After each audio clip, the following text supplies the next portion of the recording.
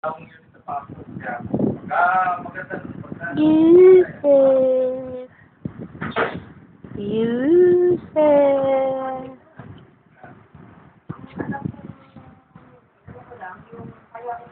Wala naman naman yung usapan natin.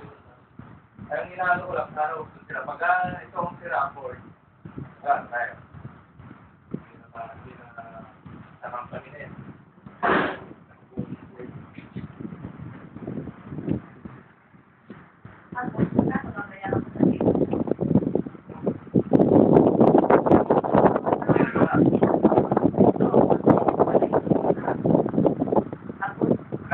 Nagpal ko na po ito, sa company ka na